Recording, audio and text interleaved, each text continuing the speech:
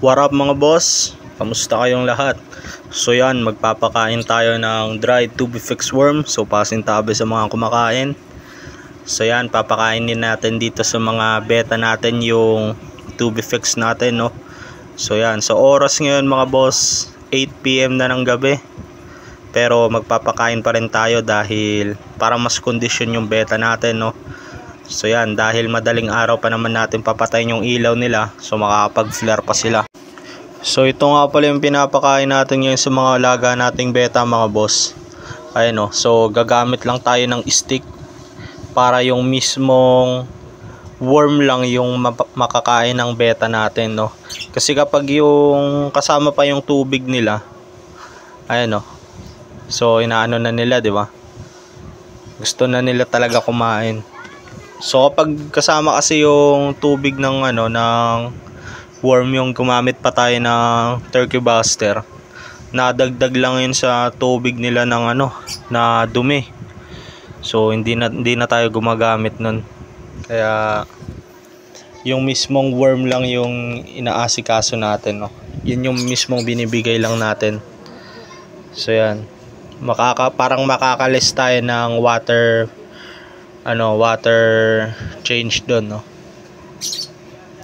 Yan, so papakainin lang natin sila dito isa-isa. Panoorin natin sila paano sila kumain. Itong Tubifix mga boss, na to, patay na to na Tubifix. Yan, kasi may Tubifix na buhay pa eh. Yun yung kailangan ng aerator. Pero ito na to, dried na, tuyo na. Yan, so kinakain pa rin naman nila yan. Yan, oh, 'di ba? Lalakas kumain. So, pwede rin kayo magpakain nito mga boss kung wala kayong live foods. So, mura lang naman to sa sa online. So, yan, ayun, oh. Pakainin natin sila lahat mga boss. Medyo matagal lang to mga boss kasi stick gamit natin eh. Hindi kagaya ng turkey buster na tuloy-tuloy. Ayun, oh. Pero dito naman mas maganda. Kasi mismong worm lang talaga yung kinakain nila. Yan. So nilalagay muna natin sa tubig yung Tubifix worm para lumambot, kasi matigas yan siya eh.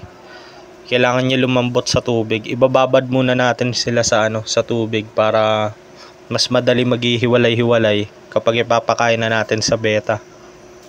Yan. So maganda kasi pag magpapakain tayo sa beta, lang yung sakto lang. Pangit pag sobra kasi nasisira lang yung tubig. Ayan, oh. Ganyan lang tayo magpakain mga boss. Sakto lang talaga yan, oh. Lalo pag malamig yung panahon, alalay lang. So mabilis din to magpakondisyon mga boss yung gantong pagkain, kasi mataas pa rin ang protina niyan kumpara doon sa mga pellets, no? So yan. So may mga brinid tayo na beta. Ito yung gamit natin na pakain sa kanila. So effective naman. So yan, magpapakain lang tayo ng magpapakain ng mga beta. So guys, itong neon natin, pakainin rin natin. Ayun, oh.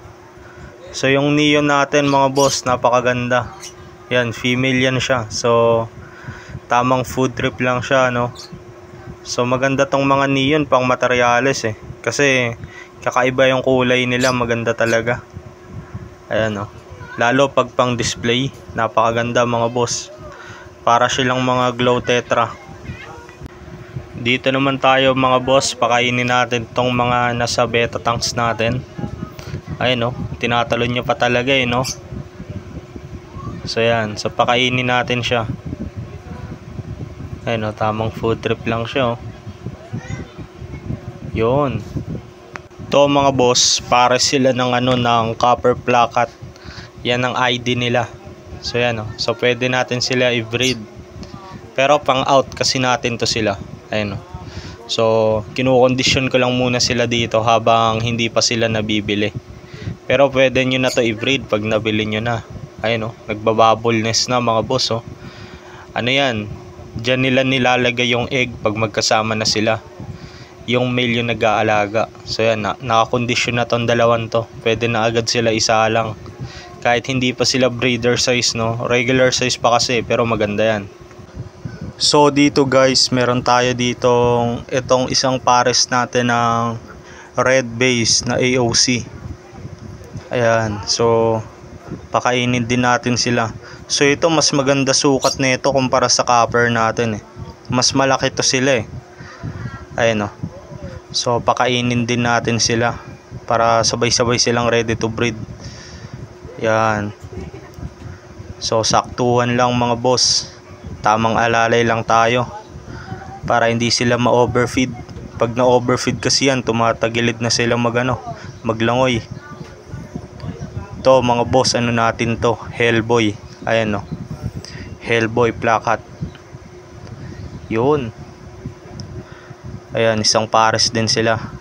So magandang materyales din yan. Dahil bordado rin yung female natin eh. Ayan no, makulay din yung female. So napakaganda i-breed. Kuha pa tayo ng ibang worm. Ayan, pakainin natin tong isang pair natin ng avatar. Ayan, so hindi makita si male dahil madilim yung kanyang body. Ayan mga boss oh. Ayan, so pakainin natin siya para makita siya sa camera. Yun, umalis na. Ito ring female, pakainin din natin. Yan, para maging eggy sila lahat. At maganda yung ilabas sa breeding natin, no. Yan, mga pang-out kayo lahat, mga boss. So dito mga boss, ayan, so pinakain na rin natin tong mga single na male natin dito. Yan, so kailangan kumain din ng mga long fins natin dahil kapag nagugutuman yung long fins, pumapangit. So importante yan sa beta, lalo pag long fins, yung half moon, crown tail. Pero pag mga plakat, okay lang yan kahit ano, kahit once a day lang sila kumain, ganyan. Kasi hindi sila basta-basta tumitiklop, di kagaya ng mga long fins. Maselan yung mga long fins kasi. Ayan oh, yung mga half moon, yan, dapat doble ang pakain yan para mas gumanda lalo yung mga palikpik nila. Dapat mataas yung protina ng kinakain nila, no? Yan, so tamang food trip din yung mga long fins natin dito. Goods na goods. So dito mga boss, ayan no, yung breed nating beta. Ayan, yung breed nating Hellboy. Ayan no, napakarami ng fry nila. Ang dami nilang mga anak, mga boss. Ayan. So nakikita nyo ba yung maliliit na gumagalaw na yan? Kaka free swim lang nila. So nasa isang araw na yan, kaya sila nagfi-free swim na. Yan, so naghahunt na yan sila ng pagkain. Kaya kailangan bukas pakainin natin sila para mas mabilis silang lumaki at di sila magutuman. Pag nagutuman kasi yan, mamamatay yan. Pero sa pakain dapat alalay lang din, yung hindi nating masisira yung tubig nila. So yan, ang dami nating mga beta. And dito naman mga boss, ayan, so yung Dumbo ear natin na breed, nag-uumpisa pa lang itong ano, mapisa. Baka bukas pa ito mag free swim. Yan, kung mapipisa bukas ng gabi, mag free swim na yan. So sabay-sabay na yan sila kakain. Yan, so napakaraming mga beta fry. So sana lahat sila mabuhay, no. So yan mga boss, ito naman pakainin natin yung mga nasa bote ng lapad. So gamitan lang din natin sila ng stick isa-isa. Yan.